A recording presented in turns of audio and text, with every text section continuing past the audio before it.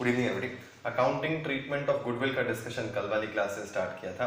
Valuation of goodwill complete कर चुके हैं। अब आपको क्वेश्चन में गुडविल की वैल्यू गिवन होगी, उस गुडविल का करना क्या है वो हम समझ रहे थे। जो जो पार्टनर सेक्रीफाइस करते हैं नए पार्टनर के लिए, वैसे तो गुडविल का अकाउंटिंग ट्रीटमेंट एडमिशन में भी डिस्कस करना है, रिटायरमेंट में भी और डेथ में भी, लेकिन फिलहाल हम डिस्कशन कर रहे थे एडमिशन के केस में। तो एडमिशन के केस में जब नया पार्टनर आएगा तो वो कैपिटल के साथ प्रीमियम फॉर गुडविल भी लाएगा, और जो ये प्रीमियम फॉर गुडविल है ये उस पार्टनर को मिलेगी जिसने सेक्रीफाइस किया है, और जिसने सेक्रीफाइस नहीं किया है उसका गुडविल से कोई लेना देना नहीं है। मतलब सीधी सीधी बात है कि गुडविल का जो अकाउंटिंग ट्रीटमेंट है वो कोई जनरल ट्रीटमेंट नहीं है, वो सिर्फ रिकॉन्स्टिट्यूशन ऑफ पार्टनरशिप के केस में काम आता है। मतलब या तो नया पार्टनर आएगा तो गुडविल का एडजस्टमेंट करना पड़ेगा, या फिर कोई पार्टनर जाएगा तो गुडविल का एडजस्टमेंट करना पड़ेगा, जनरल एडजस्टमेंट नहीं है। और करना कैसे है? जो पार्टनर सेक्रीफाइस कर रहा है उसको गुडविल का शेयर मिलना चाहिए, और जो पार्टनर गेन कर रहा है उसे गुडविल का शेयर पे करना चाहिए। ये जो पेमेंट वो कर रहा है वो फर्म को नहीं कर रहा है। देखिए, दो अमाउंट लेकर आ रहा था नया पार्टनर, एक कैपिटल, दूसरा गुडविल, जिसको हम बोल रहे थे प्रीमियम फॉर गुडविल। तो कैपिटल का अमाउंट तो फर्म में ही रहेगा, वो शेयर जो है वो फर्म के लिए है, वो अमाउंट फर्म के लिए है। देन गुडविल का जो शेयर है वो फर्म के लिए नहीं है। गुडविल का पैसा फर्म में भले पहले आता है, लेकिन फिर वो उस पार्टनर के कैपिटल अकाउंट में क्रेडिट कर दिया जाता है जो पार्टनर सेक्रीफाइस करता है। इतनी बातें लास्ट क्लास में कर चुके थे। अब आज वाली क्लास स्टार्ट करते हैं एक नए एग्जाम्पल के साथ, और हर एग्जाम्पल में कोई ना कोई नई बात हम करेंगे, कोई ना कोई नया पॉइंट देखेंगे। तो जो भी नया पॉइंट हम डिस्कस करेंगे उसको आप चाहे तो नोट कर सकते हैं। सपोज 3 पार्टनर्स हैं ए बी सी, जिनका प्रॉफिट शेयरिंग रेशियो था पहले 1:3:1। अब नया पार्टनर एडमिट हो रहा है D, admitted in the firm. आगे लिखा हुआ है D brings ₹80,000 for capital and 24,000 for goodwill.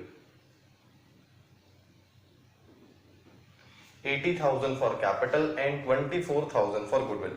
हमको ये मालूम है कि जब भी कोई नया पार्टनर आता है तो वो गुडविल का पूरा अमाउंट लेके नहीं आता है। गुडविल में जो उसका हिस्सा है, अगर वो नया पार्टनर 1/5 शेयर का पार्टनर है तो गुडविल का 1/5 लेकर आएगा। अगर 1/10 शेयर का पार्टनर है तो गुडविल का 1/10 लेकर आएगा। लेकिन यहाँ पे वो कितने शेयर का पार्टनर है ये नहीं लिखा हुआ है, पर ये लिखा हुआ है कि वो 24,000 रुपए लेकर आ रहा है। तो क्या हम ये बोल सकते हैं कि 24,000 रुपए उसका शेयर ऑफ गुडविल है? बिल्कुल बोल सकते हैं। अब ये 24,000 रुपए कैसे निकाला गया है ये हमको भी नहीं मालूम है, लेकिन हाँ इतना पता है कि जो भी फर्म की टोटल गुडविल होगी उससे मल्टीप्लाई किया होगा हमने डी का शेयर, तो 24,000 रुपए आया होगा। और आगे की बात करते हैं। आगे लिखा हुआ है ए sacrificed 1/5 of his share, 1/5 of his share for D। फिर B के लिए लिखा हुआ है B sacrificed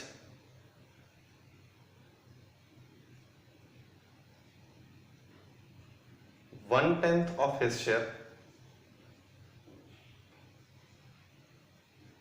for D।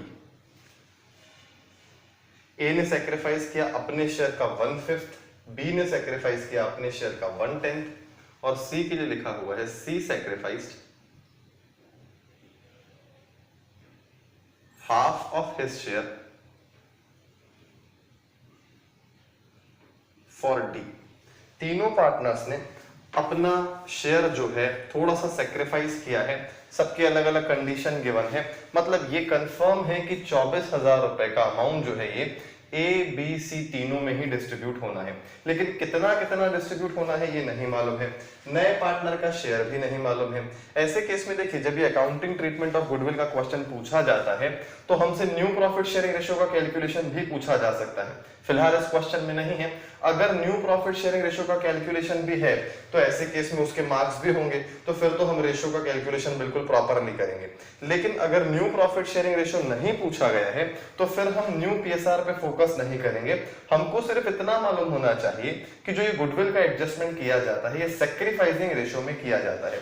Goodwill के एडजस्टमेंट के दो तरीके हैं, मैंने लास्ट क्लास में भी आपको बताया था। अगर आप टोटल गुडविल देख रहे हैं तो हर इंडिविजुअल पार्टनर जिसने सेक्रीफाइस किया है उसका सेक्रीफाइस मल्टीप्लाई करना पड़ेगा टोटल गुडविल से। और अगर आप उस पार्टनर की गुडविल देख रहे हैं, प्रीमियम फॉर गुडविल देख रहे हैं जो नया पार्टनर लेके आया है, तो ऐसे केस में आपको सेक्रीफाइसिंग रेशियो से मतलब है, इंडिविजुअल सेक्रीफाइसेस से मतलब नहीं है। ये बात लास्ट क्लास में हम कर चुके हैं। अब इस क्वेश्चन में सोच के देखिए, क्या डी का नया शेयर है क्या? डी का तो नया शेयर का एक ही शेयर होगा, वो शेयर क्वेश्चन में अवेलेबल है क्या? नहीं है अवेलेबल। डी का शेयर ऑफ गुडविल अवेलेबल है क्या? ये हमको मालूम है 24,000 रुपए। 24,000 रुपए का अमाउंट इन तीनों पार्टनर्स में बांटना है। तो हमारे पास फर्म की टोटल गुडविल अवेलेबल है क्या? फर्म की टोटल गुडविल भी अवेलेबल नहीं है। तो हम यहाँ पे इन तीनों का इंडिविजुअल सेक्रीफाइस निकालें या फिर सेक्रीफाइस देखें कि सेक्रीफाइसिंग रेशियो देखें, ये सबसे पहले आपको जज करना पड़ेगा। देखिए यहाँ पे अगर हम इंडिविजुअल सेक्रीफाइस देखेंगे तो हमारा काम नहीं बनेगा। पहले कैलकुलेशन कर लेते हैं। सबसे पहले ए की बात करते हैं। ए ने अपने शेयर का 1/5 का 1/5 लिखा हुआ है, 1/5 ऑफ हिज शेयर, उसका शेयर ऑलरेडी 1/5 है, उसका भी 1/5 इसने सेक्रीफाइस किया है, मतलब कि 1/25। बी ने सेक्रीफाइस किया है 1/10 ऑफ हिज शेयर, 3/5 का 1/10, 3/50। और सी ने सेक्रीफाइस किया है हाफ ऑफ हिज शेयर। तीनों पार्टनर ने अपने शेयर का सेक्रीफाइस किया है, इसीलिए सब में मल्टीप्लाई करना पड़ रहा है। यहां पे 1/5 इंटू 1/2, ये हो जाएगा 1/10। अब मेरी बात को ध्यान से समझिएगा, ये जो 1/25 है ये ए का सेक्रीफाइस है। ये सेक्रीफाइस अगर हमको यूज करना है तो हमारे पास टोटल गुडविल का फिगर अवेलेबल होना चाहिए, फर्म की गुडविल का फिगर अवेलेबल होना चाहिए। अगर नहीं है तो ये 1/25 हमारे काम का नहीं है। अगर फर्म की गुडविल का अमाउंट अवेलेबल नहीं है तो 3/50 इंडिविजुअली काम का नहीं है, 1/10 इंडिविजुअली काम का नहीं है। तो ऐसे केस में हमारे पास जो गुडविल है वो है नए पार्टनर जो अमाउंट लेकर आया है, प्रीमियम फॉर गुडविल का अमाउंट है। तो कुल मिला के प्रीमियम फॉर गुडविल के लिए हमको चाहिए सेक्रीफाइसिंग रेशियो। तो सेक्रीफाइसिंग रेशियो इसमें से निकाला जा सकता है क्या? बिल्कुल निकाला जा सकता है। मल्टीप्लाई कर देंगे 2 से, ये आ जाएगा 2/50। क्योंकि देखिए इसको सिंप्लीफाई करना पॉसिबल है नहीं। मैंने आपको बताया था पहले भी कि सबसे पहले सबसे जो बड़ा डिनोमिनेटर होता है, सबसे बड़ा नंबर होता है, उसको देखना चाहिए। उसको सिंप्लीफाई करना पॉसिबल नहीं है तो सबको कन्वर्ट करना ही पड़ेगा। 2/50 आ गया, यहां पे ये आ गया 3/50, और इसको मल्टीप्लाई करेंगे 5 से तो ये आ जाएगा 5/50। तो कुल मिला के 50 को करेंगे अब इग्नोर, 2:3:5। ये ए बी सी का सेक्रीफाइसिंग रेशियो है, और हमें सेक्रीफाइसिंग रेशियो का न्यूमरेटर देखना होता है, डिनोमिनेटर नहीं देखना होता है। मतलब कि अब हम 24,000 रुपए को जब डिवाइड करेंगे तो हम 2/50 से मल्टीप्लाई नहीं करेंगे, 2/10 से मल्टीप्लाई करेंगे, क्योंकि 2:3:5 का जो डिनोमिनेटर है वो 10 है और हमें 10 से मतलब है। और एक बार आपको ये ट्रीटमेंट समझ में आ जाए फिर मैं आपको इसी क्वेश्चन में फर्दर एनालिसिस करके सेक्रीफाइस का यूज करना भी बताता हूं। लेकिन देखिए फिलहाल 24,000 को हमें बांटना है 2:3:5 के रेशियो में। पहली एंट्री पास करते हैं। नया पार्टनर जो आ रहा है वो अमाउंट चेक से ला रहा है कि कैश में ला रहा है, ये गिवन नहीं है, तो कैश में मान लेंगे cash account debit to D's capital to premium for goodwill. To D's capital में अमाउंट चला जाएगा 80,000 रुपए और प्रीमियम फॉर गुडविल में 24,000 रुपए। टोटल हो गया 1,04,000 रुपए। फर्स्ट एंट्री से ज्यादा इंपॉर्टेंट है सेकेंड एंट्री, क्योंकि सेकेंड एंट्री के लिए हमको रेशियो का कैलकुलेशन करना पड़ता है। Premium for goodwill account debit 24,000 to, अब तीनों ने सेक्रीफाइस किया है, S capital, B's capital, C's capital, to S capital to B's capital to C's capital. अब 24,000 रुपए को किस रेशो में डिवाइड करना है? 2:3:5 के रेशो में। ये क्वेश्चन थ्योरेटिकली कई बार पूछा गया है। देखिए ये 2:3:5 इनका सैक्रिफाइसिंग रेशो है और ये जो 1:3:1 गिवन है ये इनका ओल्ड रेशो है। न्यू रेशो तो हमने निकाला ही नहीं, न्यू रेशो में तो ये चौथा पार्टनर भी पार्टिसिपेट करेगा। तो ऐसे केस में क्वेश्चन थ्योरेटिकली ये पूछा जाता है कि गुडविल का एडजस्टमेंट जो है वो किस रेशो में किया जाता है? गुडविल का एडजस्टमेंट किया जाता है हमेशा सैक्रिफाइसिंग रेशो में और रिटायरमेंट के केस में गेनिंग रेशो में। तो यहाँ पे फिलहाल एडमिशन के केस में सैक्रिफाइसिंग रेशो है 2/10, 3/10, 5/10। तो 24,000 इंटू 2/10 करेंगे तो आ जाएगा 4800, इंटू 3/10 करेंगे तो आ जाएगा 7200 और इंटू 5/10 मतलब आधा करेंगे तो ये आ जाएगा 12,000 रुपए। ये एंट्री पास हो जाएगी गुडविल के एडजस्टमेंट की। अब समझिए यहाँ पे हमने 4800 रुपए कैसे निकाला? 24,000 इंटू 2/10 किया। ये सबसे खास बात है, यहीं पे गलती होती है। 2/50 नहीं किया, 2/50 ए का एक्चुअल सैक्रिफाइस है, लेकिन हमने जब सैक्रिफाइसिंग रेशो में गुडविल का डिस्ट्रीब्यूशन किया तो हमने डिनोमिनेटर को इग्नोर किया। जो इनका टोटल आएगा वो डिनोमिनेटर में लिया जाएगा 2/10, 3/10 और 5/10, क्योंकि हम यहाँ पे फर्म की गुडविल नहीं देख रहे हैं, यहाँ पे हम उस पार्टनर की गुडविल देख रहे हैं जो नया पार्टनर एडमिट हुआ है। तो ऐसे केस में अगर ये ट्रीटमेंट समझ में आया हो तो इसका एक और तरीका समझते हैं। देखिए हमको क्वेश्चन में 24,000 रुपए डी का शेयर ऑफ गुडविल पता है, लेकिन डी का एक्चुअल शेयर कितना है ये नहीं मालूम है। मतलब 24,000 रुपए तो वो लेकर आए हैं, ये तो समझ में आ गई बात, लेकिन वो कितने शेयर के लिए आए हैं ये नहीं पता है। तो क्या वो कितने शेयर के लिए आया है ये निकाला जा सकता है क्या? बिल्कुल निकाला जा सकता है। हमारे पास तीनों पार्टनर्स का सैक्रिफाइस है, जो तीनों लोग सैक्रिफाइस कर रहे हैं वो जितना सैक्रिफाइस कर रहे हैं उतना ही डी गेन कर रहा होगा, क्योंकि हर पार्टनर जो है वो डी के लिए ही सैक्रिफाइस कर रहा है। तो डी का न्यू रेशियो कैसे निकाला जा सकता है? 1/25 प्लस 3/50 प्लस 1/10, जिसको हम 2/50 प्लस 3/50 प्लस 5/50 भी बोल सकते हैं। तो कर लेते हैं टोटल, इन्हीं का टोटल कर लेते हैं। 2/50 और 3/50 हो जाएगा 5/50, 10/50, 10/50 हो गया डी का शेयर, जिसको हम सिंपली बोल सकते हैं 1/5। मतलब डी फर्म में एडमिट हुआ है 1/5 शेयर के लिए। और आगे का एनालिसिस समझिए। अब अगर हमारे पास 24,000 रुपए नया पार्टनर जो गुडविल का शेयर लेके आ रहा है वो फिगर अवेलेबल है और उसका शेयर ऑफ प्रॉफिट भी अवेलेबल है 1/5, तो हम पूरी फर्म की गुडविल निकाल सकते हैं रिवर्स करके। मतलब वैसे अगर हमें इंडिविजुअल पार्टनर का शेयर ऑफ गुडविल निकालना होता है तो कैसे करते हैं? Into 1 divided by 5। अगर किसी इंडिविजुअल शेयर से हमको फर्म का टोटल अमाउंट निकालना हो, चाहे कोई भी फिगर हो, गुडविल हो या फिर डिविजिबल प्रॉफिट हो, या जितने भी कैलकुलेशंस हमने आज तक किए हैं, कभी भी किसी पार्टनर के अमाउंट से फर्म का टोटल अमाउंट निकालना हो तो हमें हमेशा रिवर्स मल्टीप्लाई करना पड़ेगा। मतलब उसका शेयर है 1/5, वो 1/5 के लिए 24,000 रुपए लेकर आ रहा है, तो इंटू 5/1 करेंगे तो फर्म की गुडविल आ जाएगी। कर लेते हैं, गुडविल का फिगर आ जाएगा 1,20,000 रुपए। ये है फर्म की गुडविल। अब अगर ये फर्म की गुडविल है तो हमने फर्म की गुडविल अगर निकाल ली है या फिर हमारे पास क्वेश्चन में अवेलेबल होगी, या हम इस तरह से कैलकुलेट कर सकते हैं।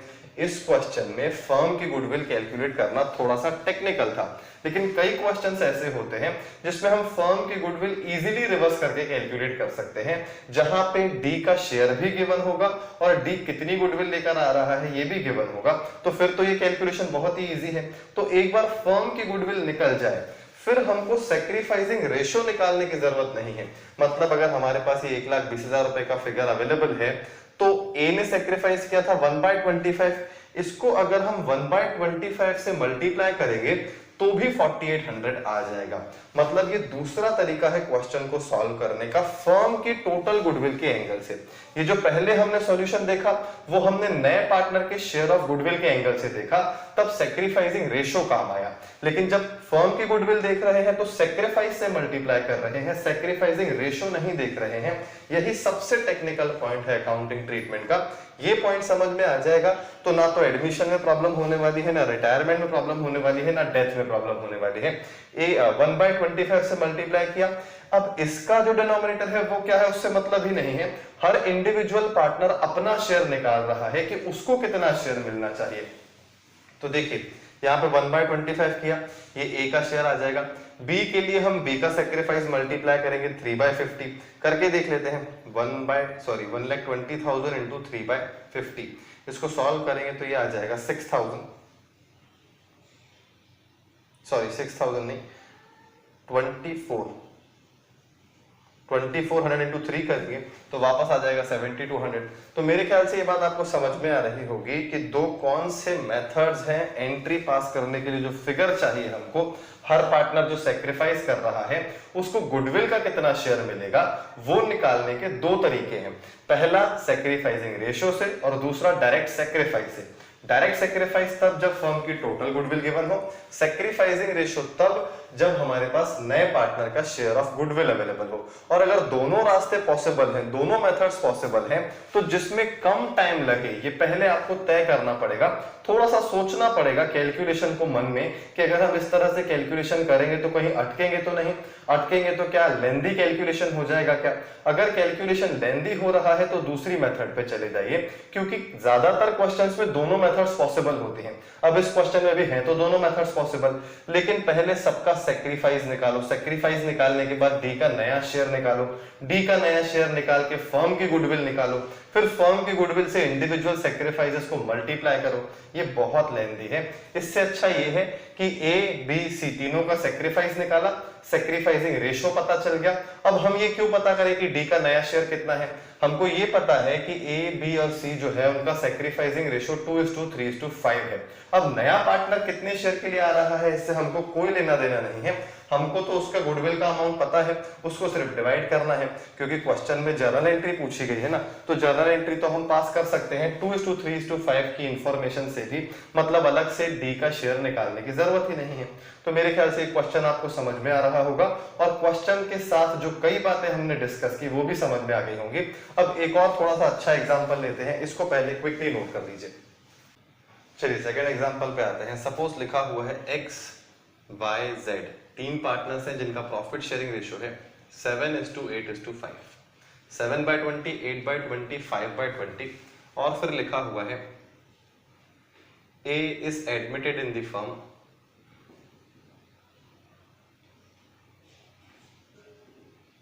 For 1/6 share. A is admitted in the firm for 1/6 share। सबसे पहले लिखा हुआ है Z के लिए, Z sacrificed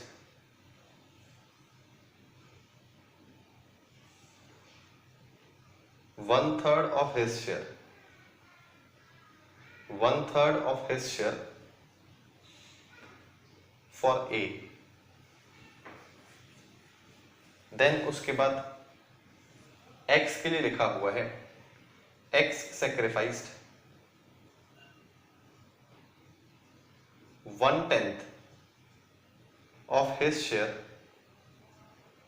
for A। X ने कितना सेक्रीफाइस किया, Z ने कितना सेक्रीफाइस किया वो लिखा हुआ है।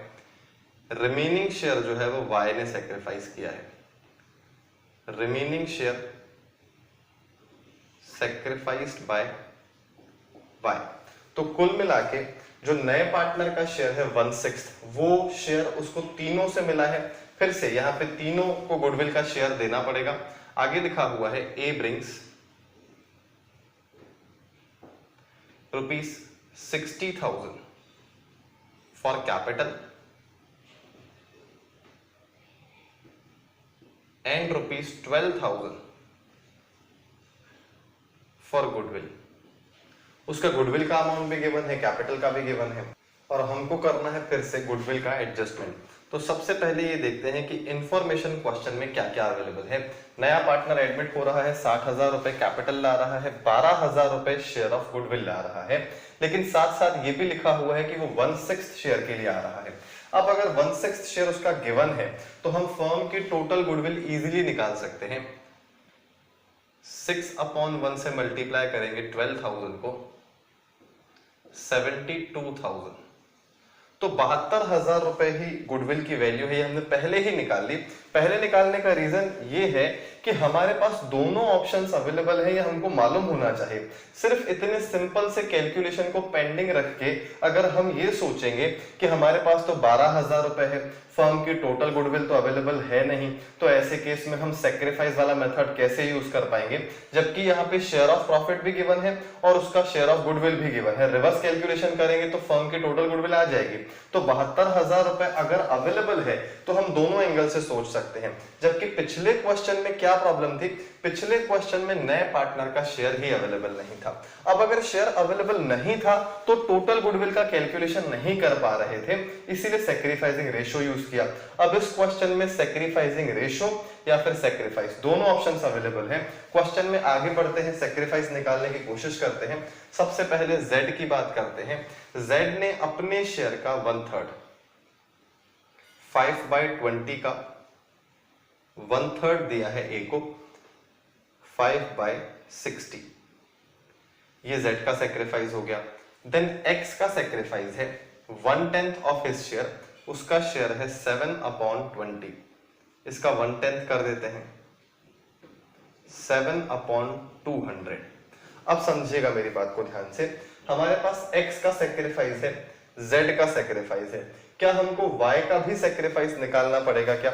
मतलब ये कि Y को कितना गुडविल का अमाउंट मिलेगा, उसके कैलकुलेशन के लिए क्या Y का सैक्रिफाइस पता होना जरूरी है या फिर कोई और तरीका भी है? देखिए, अगर 3 में से 2 पार्टनर्स का सैक्रिफाइस इजीली हमने कैलकुलेट कर लिया है, तो क्या हम इनका इंडिविजुअल शेयर ऑफ गुडविल, इनको कितना इंडिविजुअली अमाउंट मिलेगा वो कैलकुलेट कर सकते हैं क्या? सैक्रिफाइसिंग रेशो तो नहीं निकाल सकते हैं, क्योंकि सैक्रिफाइसिंग रेशो अगर चाहिए तो हमें Y का भी शेयर पता होना चाहिए। पर इस क्वेश्चन में Y का शेयर निकालने के लिए थोड़ा सा दिमाग लगाना पड़ेगा कि A का शेयर है 1/6, 1/6 में से 5/60 मिल गया, 7/200 मिल गया। तो जब 5/60 और 7/200 माइनस करेंगे तब जाके Y का शेयर आएगा। और ये बातें मैं इसीलिए बता रहा हूं क्योंकि बहुत सारे स्टूडेंट्स जिन्होंने चेंज इन PSR को अच्छे से किया है, जब भी वो गुडविल का कैलकुलेशन करने जाते हैं तो सबसे पहले वो न्यू रेशियो निकालने की कोशिश करते हैं। इस कैलकुलेशन के भी आगे जाते हैं, 7/20 माइनस 7/200 करके X का न्यू रेशियो भी निकाल लेते हैं, जिसकी जरूरत ही नहीं है। इनफैक्ट यहाँ पे Y का सैक्रिफाइस निकालने की भी जरूरत नहीं है, क्योंकि जब हमारे पास X और Z का सैक्रिफाइस है तो क्या हम X और Z का शेयर ऑफ गुडविल निकाल सकते हैं क्या, कि X और Z को कितना अमाउंट मिलेगा? बिल्कुल निकाल सकते हैं। फर्म की टोटल गुडविल है 72,000, इसको 72,000 से मल्टीप्लाई कर देते हैं। 72,000 मल्टीप्लाई बाय 7/200, इसको सॉल्व करेंगे तो ये आ जाएगा 360। 360 इंटू 7 कर देते हैं 2100 प्लस 420 2520। अब ये 2520 क्या है? ये 2520 है X का शेयर ऑफ गुडविल, मतलब कि X को गुडविल का अमाउंट 2520 मिलेगा। अब चाहे उसको कोई भी दे, ऑब्वियसली जिसने गेन किया है वो ही देगा, लेकिन इसको दूसरे किसी से मतलब नहीं है, इसको 2520 रुपए मिलने ही चाहिए क्योंकि इसने 7/200 सैक्रिफाइस किया है। तो हमने X का अमाउंट निकाल लिया। अब Z का अमाउंट भी निकाल सकते हैं। इस 5/60 को मल्टीप्लाई कर देते हैं 72,000 से, ये आ जाएगा 1200, 6,000 रुपए टोटल आ गया। अब समझिए बात को ध्यान से, हमारे पास Z का अमाउंट भी अवेलेबल है, हमारे पास X का अमाउंट भी अवेलेबल है, ये भी लिखा हुआ है कि नया पार्टनर 12,000 रुपए लेके आएगा। तो क्या फिर भी हमको Y का अमाउंट अलग से कैलकुलेट करना पड़ेगा क्या? मतलब सैक्रिफाइस निकाल के Y का अमाउंट कैलकुलेट करना जरूरी है क्या? जरूरी नहीं है। यही बात तो हमको समझनी है कि हम यहाँ पे सैक्रिफाइस निकाल चुके हैं 2 पार्टनर्स का, और तीसरा पार्टनर भी सैक्रिफाइस कर रहा है, ये हमको ऑलरेडी मालूम है। तो ऐसे केस में तीनों का सैक्रिफाइस निकालें और उसके बाद ही तीनों का शेयर निकालें, ये जरूरी नहीं है। हम 12,000 रुपए में से अगर X का अमाउंट और Z का अमाउंट निकाल चुके हैं तो ये दोनों फिगर्स माइनस कर देंगे तो जो बचेगा वो Y का ही शेयर होगा। लेकिन अगर हमको कैलकुलेशन करना ही है तो फिर ऐसे केस में सैक्रिफाइस निकालना पड़ेगा, जो थोड़ा सा टेक्निकल हो जाएगा। फिलहाल तो 12,000 रुपए में से कितना अमाउंट Y को मिलेगा ये डायरेक्ट निकाल लेते हैं। 8520 माइनस कर देंगे, 12,000 माइनस 8520, 480 आ गया। 3,480 रुपए। एंट्री पास कर सकते हैं इससे cash account debit, cash account debit करेंगे, total amount 60 + 12 72,000 to S capital to premium for goodwill, to S capital में 60,000 टू प्रीमियम फॉर गुडविल में 12,000। पहली एंट्री हो गई। Second entry, premium for goodwill account debit 12,000 to, तीनों partners ने sacrifice किया है। सबसे पहले X's capital to Y's capital. अब देखिए, हमने भले y का अमाउंट लास्ट में कैलकुलेट किया हो, लेकिन एंट्री सिस्टमेटिकली पास करनी चाहिए। तीन पार्टनर्स x y z हैं, तो तीनों का नाम सीक्वेंस में लिखना चाहिए, एक्सेस कैपिटल, वाइस कैपिटल, जेड्स कैपिटल। x को अमाउंट मिलेगा 2520 रुपए, y को मिलेगा 3480, इन दोनों का टोटल करेंगे तो हो जाएगा 6000 रुपए, और यहां पे Z को मिलेगा 6000 रुपए।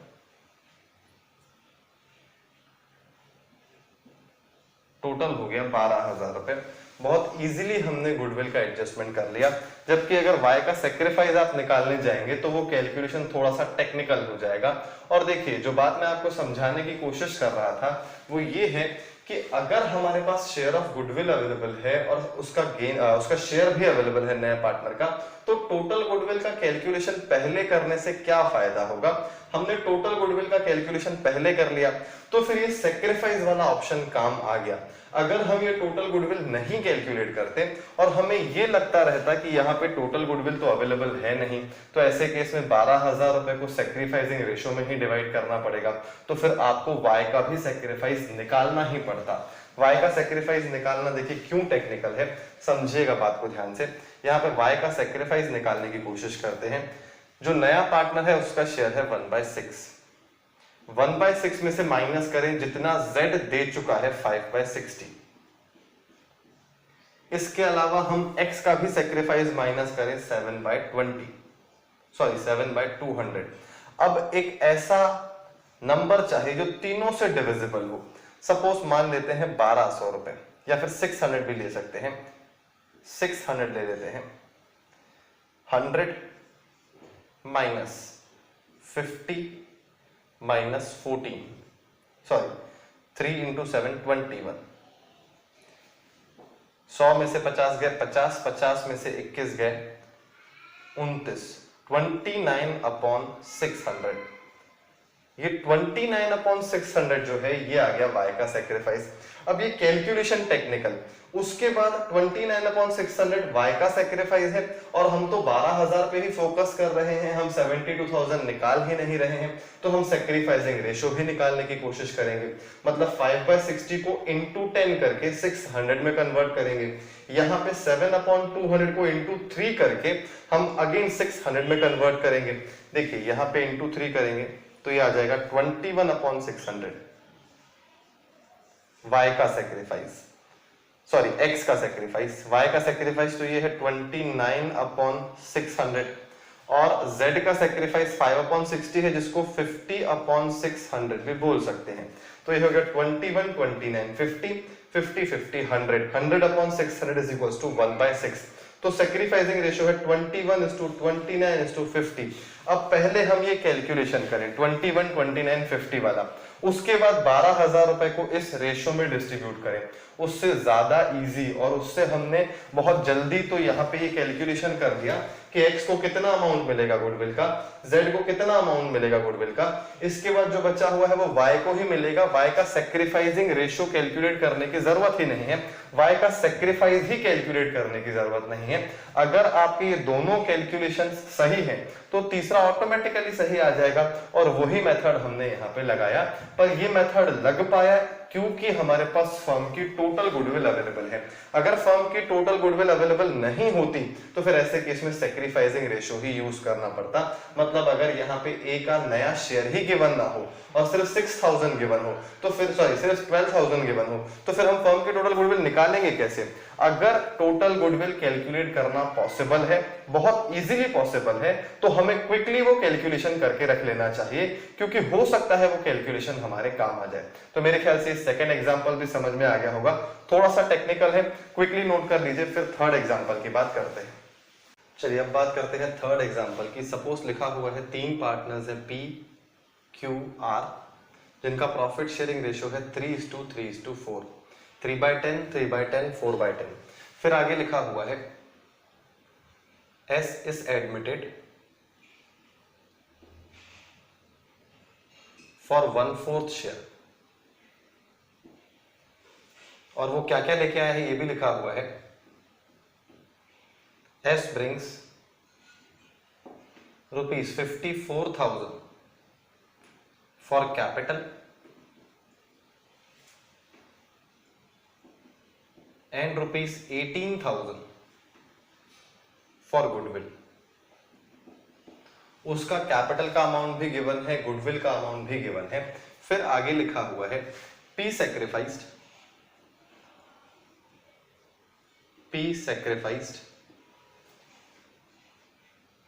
1/5 of his share, 1/5 of his share for S,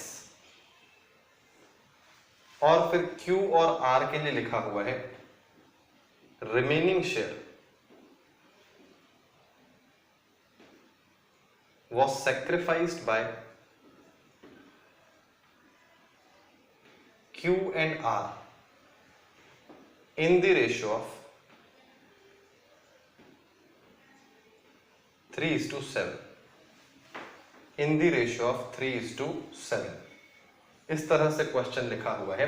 मतलब सबसे पहले P कितना सेक्रीफाइस कर रहा है वो लिखा हुआ है, और फिर बचा हुआ शेयर Q और R किस तरह से सेक्रीफाइस कर रहे हैं वो भी लिखा हुआ है।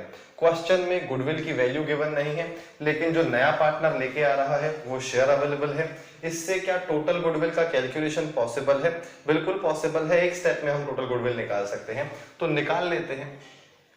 1/4 मतलब कि 4/1, 18 into 2 is equals to 36, 36 into 2 72,000, 72,000 रुपए टोटल गुडविल है। 18,000 रुपए नया पार्टनर लेके आए हैं।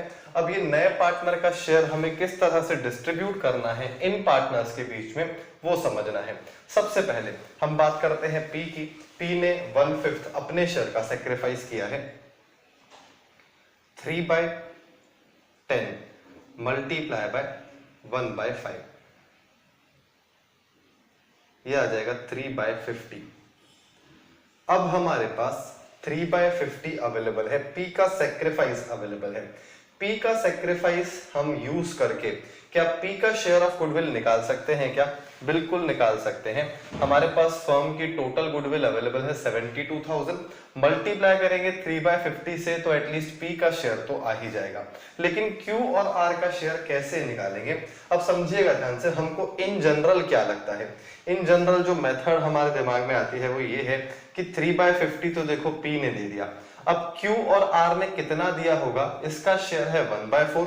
सबसे पहले 1/4 में से 3/50 तो मिल गया, 3/50 माइनस कर लेते हैं, यहां पे आ जाएगा 100, 25 माइनस 6, 19/100।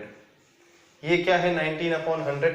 19/100 वो अमाउंट है, वो शेयर है जो Q और R मिलके S को देंगे, तब जाके S का शेयर 1/4 होगा। अभी तो केवल P ने सेक्रीफाइस किया है, और P ने सेक्रीफाइस किया है 3/50, तो 3/50 से उसका शेयर 1/4 तो होना ही जाएगा नए पार्टनर का। तो जितना भी बचा हुआ शेयर है 1/4 बनाने के लिए वो है 19/100। 19/100 और 3/50 इनका टोटल करेंगे तो वो 1/4 हो जाएगा। तो ये 19/20 Q और R को मिलके सेक्रीफाइस करना पड़ेगा, और उनका आपस में सेक्रीफाइस किस रेशियो में होना है? 3/10 और 7/10। तो यहाँ पे 19/100 मल्टीप्लाई बाय 3/10, 19/100 मल्टीप्लाई बाय 7/10। इसको सॉल्व करेंगे तो ये आ जाएगा 57/1000 और ये आ जाएगा 20 इंटू 7 करेंगे तो 140, 133/1000, जिसका टोटल करेंगे तो ये हो जाएगा 57 प्लस 133, ये हो जाएगा 140, 190/1000, 19/100। तो मेरे ख्याल से ये कैलकुलेशन आपको समझ में आ रहा होगा। इसकी नीड नहीं है, पर फिर भी हम ये क्यों कर रहे हैं मैं बता रहा हूं आपको, क्योंकि हमने एक का सेक्रीफाइस निकाल लिया है। अब एक के सेक्रीफाइस से एक का शेयर ऑफ गुडविल तो निकल आएगा, लेकिन यहाँ पे दो लोगों का अमाउंट मिसिंग है। और हमने पिछले क्वेश्चन में ये सीखा, पिछले एग्जाम्पल में, कि अगर दो पार्टनर का गुडविल का अमाउंट पता चल जाए तो बैलेंसिंग फिगर में तीसरे का भी पता चल जाएगा, लेकिन यहाँ पे केवल एक का ही पता है। तो हमने फिर तीनों का सेक्रीफाइस निकाल लिया, ए का भी आ गया, सॉरी पी का भी आ गया, क्यू का भी आ गया, आर का भी आ गया, और फिर सेक्रीफाइसिंग रेशो भी निकाल लेते हैं। सेक्रीफाइसिंग रेशो के लिए इनको सिंप्लीफाई तो नहीं कर पाएंगे, इसको और मल्टीप्लाई कर सकते हैं 20 से, तो ये आ जाएगा 60/1000, सॉरी हाँ करेक्ट 60/1000। तो अब सोचिए जरा, 60/1000, 57/1000, 133/1000। अब इनसे हम सेक्रीफाइसिंग रेशो लें और फिर इस 18,000 रुपए को सेक्रीफाइसिंग रेशो में डिस्ट्रीब्यूट करें। बहुत टेक्निकल हो जाएगा। ज्यादा अच्छा तरीका क्या था, ये हर मैंने बोला ना एग्जाम्पल में नई नई बातें हम सीख रहे हैं। ये नई नई बातें अगर आप नोट नहीं करेंगे तो सारी चीजें गायब हो जाएंगी थोड़े टाइम के बाद, फिर आपको याद ही नहीं आएगा कि हम किस तरह से क्वेश्चंस को सॉल्व किया करते थे। और खास बात ये भी कि प्रॉब्लम क्या आया करती थी, ये भी आपको समझ में नहीं आएगी बात। अब देखिए 57/1000 और 133/1000 का जो कैलकुलेशन है, ये वेस्ट ऑफ टाइम क्यों है ये समझिएगा। हमारे पास 3/50 इजीली अवेलेबल था। अब हम इसको मल्टीप्लाई कर देते हैं 72,000 से। 72,000 मल्टीप्लाई बाय 3/50, इसको सॉल्व करेंगे तो ये आ जाएगा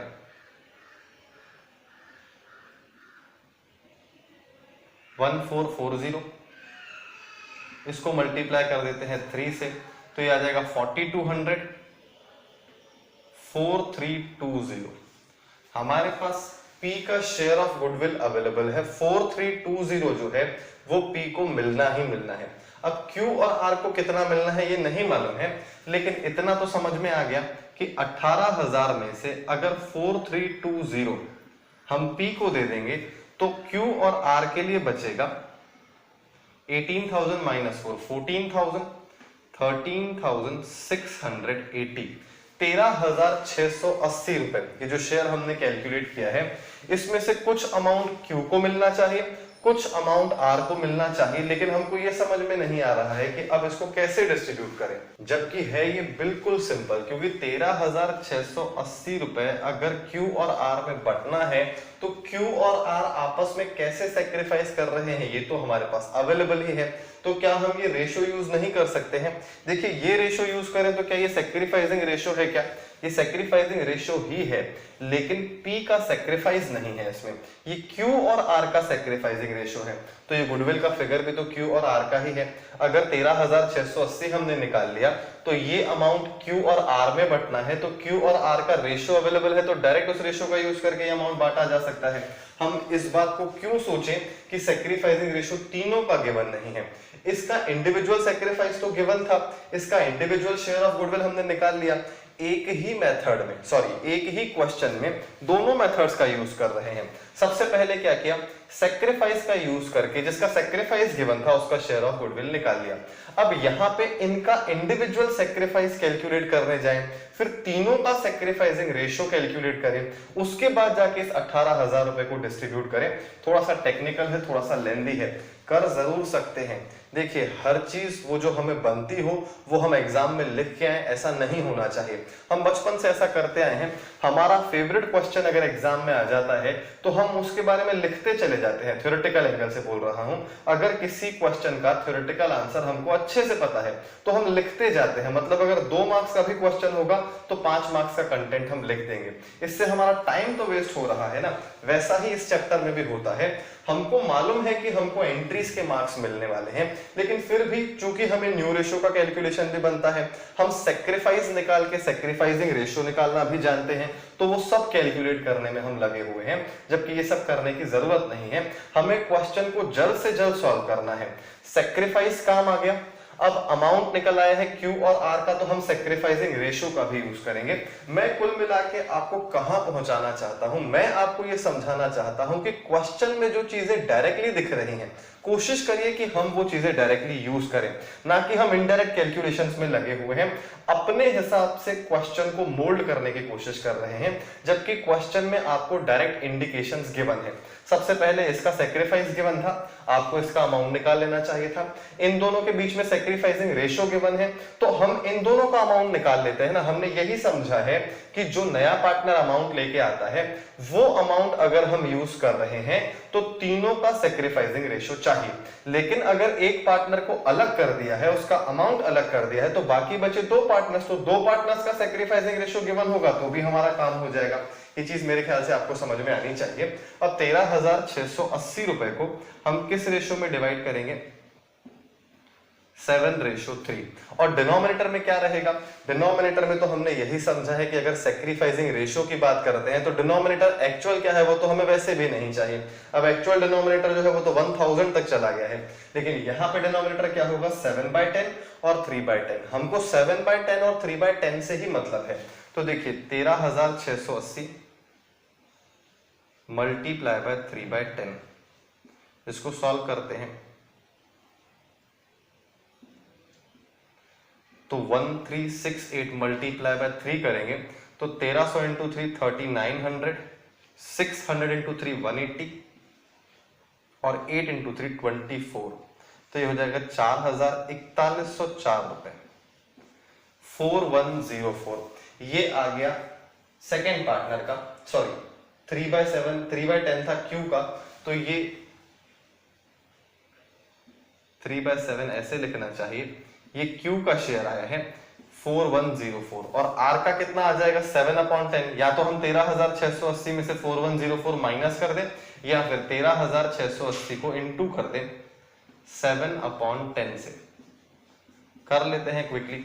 1300 इंटू 10 करेंगे, सबसे पहले 1000 इंटू 10, ये आ जाएगा 7000, देन 2100, देन 420, देन 56, 21 91 91 9520 9576 9576 शेयर आ गया लास्ट पार्टनर का R का। अब इनका टोटल करेंगे तो 13,680 आना ही चाहिए।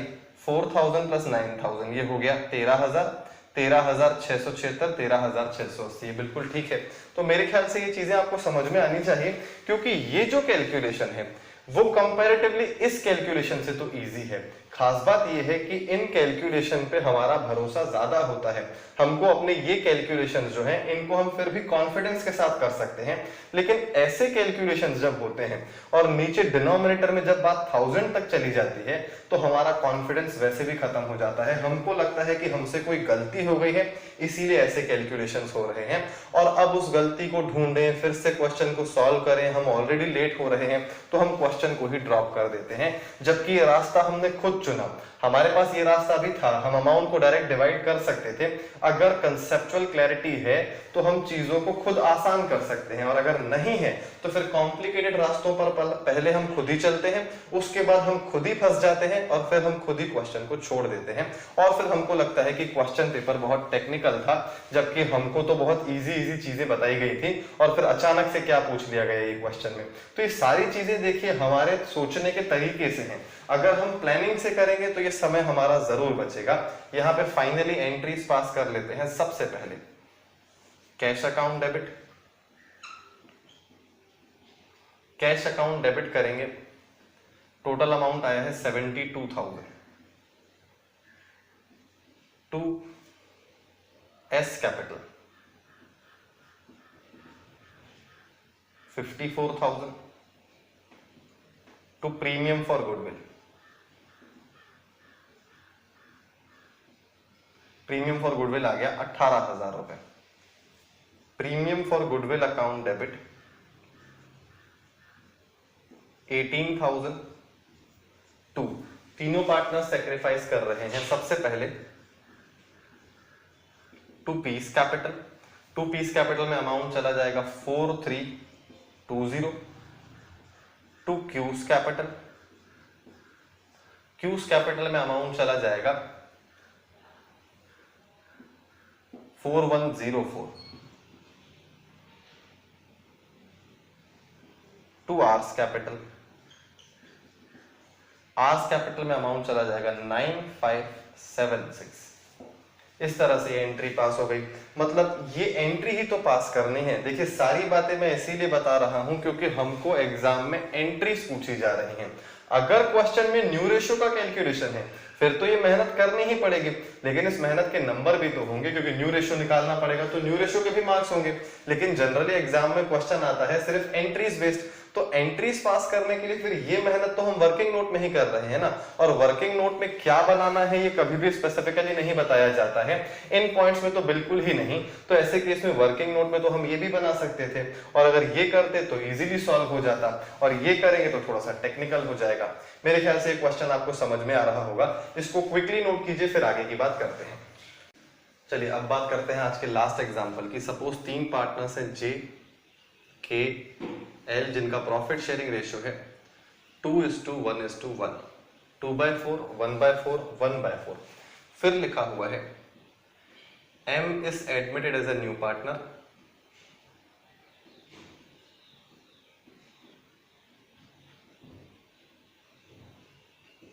he brings 56,000 for capital, 56,000 for capital, and his share of goodwill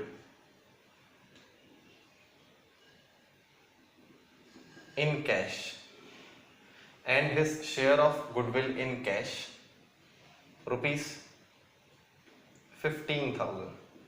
56,000 रुपए कैपिटल लेके आए हैं, 15,000 रुपए गुडविल का शेयर लेके आए हैं।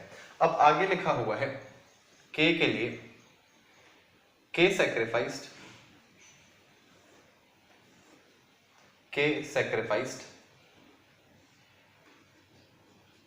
1/5 of his share, 1/5 of his share for M. L के लिए लिखा हुआ है L sacrificed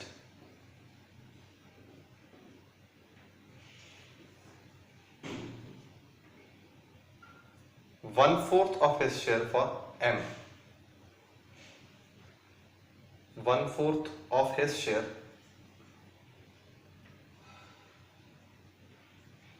for M।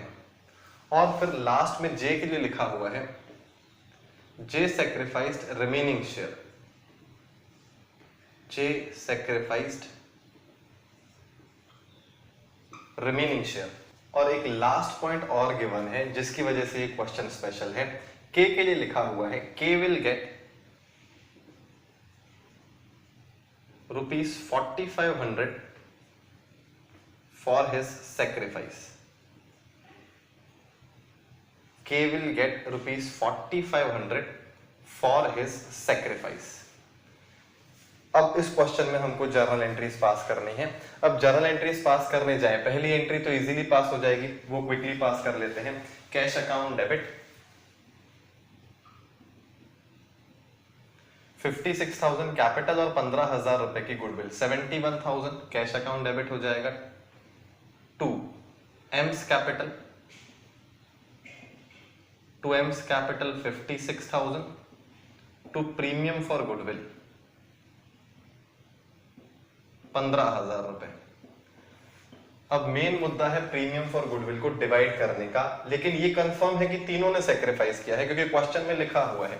Entry पास कर लेते हैं, अमाउंट छोड़ देते हैं। प्रीमियम फॉर गुडविल डेबिट 2 जेस capital, 2 case capital, 2 else capital. तीनों पार्टनर को गुडविल का शेयर मिलना ही है, सेक्रीफाइस तीनों कर रहे हैं। लेकिन देखिए के लिए एक खास बात लिखी हुई है, K will gate ₹4500 for his sacrifice. जो सेक्रीफाइस के कर रहा है उसके लिए उसको 4500 रुपए मिलेंगे, ये लिखा हुआ है। तो क्या हम ये बोल सकते हैं कि इस जर्नल एंट्री में के का अमाउंट दिया गया है? बिल्कुल बोल सकते हैं, 4500 रुपए के को मिलेंगे। अब जे को कितने मिलेंगे ये नहीं लिखा हुआ है, एल को कितने मिलेंगे ये भी नहीं लिखा हुआ है, तो जे और एल का अमाउंट निकालना रह गया है, जबकि के का सेक्रीफाइस भी गिवन है और के का अमाउंट भी गिवन है। अब क्वेश्चन में सॉल्व करने के लिए ज्यादा कुछ नहीं है, हमको ऐसा लग रहा है कि जे और एल का अमाउंट भी तो निकालना है, एल का भी सेक्रीफाइस गिवन है, जे का भी सेक्रीफाइस गिवन है। तो सोच के देखिए जरा, जे के सेक्रीफाइस के लिए लिखा हुआ है रिमेनिंग शेयर। अब रिमेनिंग शेयर के लिए एम का शेयर भी पता होना चाहिए, एम का शेयर क्वेश्चन में अवेलेबल नहीं है। M is admitted as a new partner, इतना बस लिखा हुआ है। वो 15,000 रुपए गुडविल के लेकर आ रहा है, ये जरूर लिखा हुआ है, लेकिन फर्म की टोटल गुडविल भी अवेलेबल नहीं है। टोटल गुडविल अवेलेबल होती तो हम 15,000 रुपए देख के ये बता देते कि एम का शेयर जो है फर्म में कितना है, 1/4 है कि 1/5 है कि 1/8 है, जो भी है वो पता चल जाता। लेकिन ना तो फर्म की टोटल गुडविल गिवन है, ना ही एम का शेयर गिवन है, ना ही जे का एक्चुअल सेक्रीफाइस गिवन है। हम इन तीनों का सेक्रीफाइस टोटल करके भी एम का शेयर नहीं निकाल सकते हैं। तो क्वेश्चन कंपैरेटिवली टेक्निकल है, समझिएगा इसको कैसे सॉल्व किया जाएगा। सिर्फ ये 4500 ही हमारी मदद कर सकता है, क्योंकि देखिए जनरली होता क्या है कि अगर एम का शेयर गिवन है और एम की गुडविल का अमाउंट भी गिवन है तो रिवर्स ऑर्डर में हम फर्म की गुडविल निकाल सकते हैं, क्योंकि शेयर भी गिवन है, गुडविल भी गिवन है। तो ऐसा इस पार्टनर के साथ है और किसी के साथ भी नहीं है। एल कितना सेक्रीफाइस कर रहा है वो पता है, लेकिन फर्म की गुडविल होगी तो मल्टीप्लाई करेंगे ना। जे कितना सेक्रीफाइस कर रहा है वो तो डायरेक्टली गिवन भी नहीं है, लिखा हुआ है रिमेनिंग शेयर वो सेक्रीफाइस कर रहा है। अब रिमेनिंग का क्या मतलब है वो समझ में नहीं आ रहा। एम का शेयर भी गिवन नहीं है, इसीलिए फर्म की गुडविल नहीं निकल पा रही है, केवल के ही हमारी हेल्प कर सकता है। देखिए किस तरह से एक क्वेश्चन होगा, 1/4 है यहाँ पे, 1/4 का 1/5 ऑफ हिज शेयर लिखा है, मतलब 1/20 जो है वो के सेक्रीफाइस कर रहा है। ये 1/4 का 1/4, 1/16 जो है वो एल सेक्रीफाइस कर रहा है, बाकी बचा हुआ जे कर रहा है। तो बाकी बचे हुए के लिए एम का नया शेयर भी तो पता होना चाहिए। तो यहाँ पे हम शेयर की हेल्प से तो नहीं कर पाएंगे इस क्वेश्चन को सॉल्व, लेकिन लिखा हुआ है कि के को 4500 रुपए मिल रहे हैं। तो क्या हम ये बोल सकते हैं कि फर्म की टोटल गुडविल का 1/20 ही के को मिलना चाहिए था और 1/20 ही 4500 के बराबर होगा, क्योंकि कुल मिला के उसको तो सेक्रीफाइस का पैसा चाहिए और उसका सेक्रीफाइस है 1/20। उसका सेक्रीफाइसिंग रेशो नहीं बोल रहे हैं, उसका सेक्रीफाइस की बात चल रही है। 1/20 उसका सेक्रीफाइस है और 4500 रुपए उसको मिल रहे हैं। तो क्या इसको रिवर्स कर दिया जाए अगर, तो हम फर्म की टोटल गुडविल निकाल सकते हैं क्या? बिल्कुल निकाल सकते हैं, क्योंकि हम सेक्रीफाइस को टोटल गुडविल से मल्टीप्लाई करते हैं तो के का शेयर आता है। अब के शेयर से अगर फर्म की गुडविल निकालनी है तो इंटू 20/1 करना होगा, मतलब ये कि 4500 रुपए इंटू 20/1 करेंगे तो ये आ जाएगा 90,000 रुपए। मतलब फर्म की गुडविल होगी 90,000, तभी तो उसका 1/20 किया तो के का शेयर 4500 आया, अदरवाइज कैसे आता?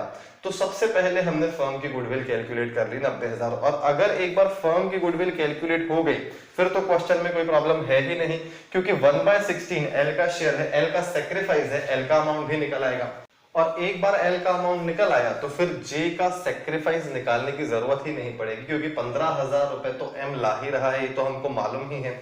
तो देखिए हमने फर्म की टोटल गुडविल कैसे निकाली, 1/20 और 4500 गिवन था तो रिवर्स करके 90,000 रुपए का कैलकुलेशन कर लिया। अब 1/16 से मल्टीप्लाई कर लेते हैं, एल को कितना पैसा मिलेगा ये भी पता चल जाएगा। 1/16 इसको सॉल्व करेंगे तो ये आ जाएगा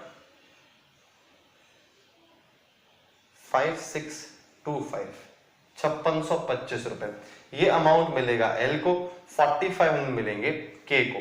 तो यहां पे लिख देते हैं एल का अमाउंट 5625। अब इस एंट्री को सॉल्व करने के लिए बैलेंसिंग फिगर में जे का अमाउंट निकाला जा सकता है। जे कितना सेक्रीफाइस कर रहा है ये पता नहीं चलेगा, लेकिन एंट्री हमारी पास हो जाएगी। ये हो जाएगा 10,125, 4875।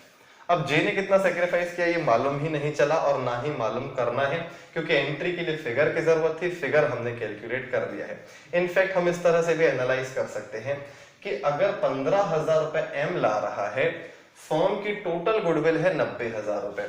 अब 15,000 एम का शेयर 90,000 रुपए में से टोटल गुडविल 90,000 है, इसको सॉल्व करेंगे तो ये आ जाएगा 1/6। तो 1/6 जो है वो m का शेयर ऑफ प्रॉफिट है, फ्यूचर में वो 1/6 के लिए आ रहा है। तो ये चीज भी हमको पता चल गई। अब हम चाहें तो 1/20 अवेलेबल है, 1/16 अवेलेबल है। 1/6 में से ये दोनों सेक्रीफाइसेस माइनस करेंगे तो जे का सेक्रीफाइस भी आ जाएगा, क्योंकि लिखा हुआ है ना रिमेनिंग शेयर सेक्रीफाइस क्या है। तो रिमेनिंग तो तब पता चलेगा जब m का शेयर पता हो। तो m का शेयर हमने पता लगा लिया, लेकिन अब इस रूट से अगर जाएंगे तो फिर वो टेक्निकल हो जाएगा। जबकि क्वेश्चन इजीली खत्म हो रहा था, हमारे पास 4500 का फिगर तो अवेलेबल ही था, तुरंत हमने टोटल गुडविल का कैलकुलेशन कर लिया।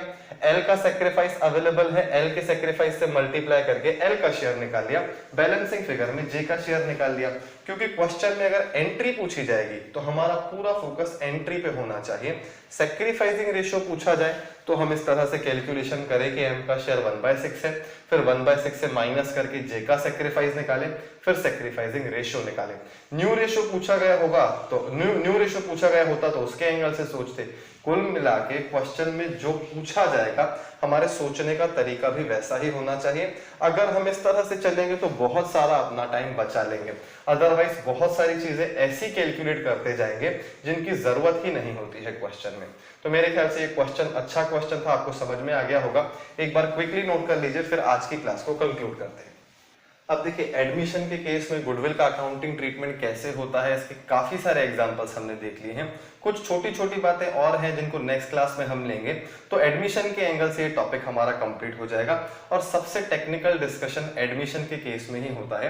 रिटायरमेंट में अकाउंटिंग ट्रीटमेंट ईजी है, डेथ के केस में भी अकाउंटिंग ट्रीटमेंट ईजी है। जो दिक्कत होनी है वो एडमिशन के केस में ही होनी है, और हमने आज वाली क्लास में टेक्निकल पॉइंट्स सारे डिस्कस कर लिए हैं।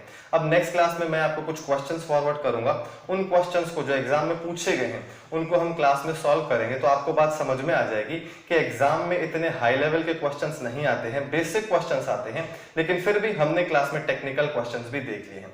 आज वाली क्लास को यही कंक्लूड करते हैं। नेक्स्ट क्लास में अगर एडमिशन कंप्लीट हो जाता है तो रिटायरमेंट भी स्टार्ट कर देंगे। Thank you so much.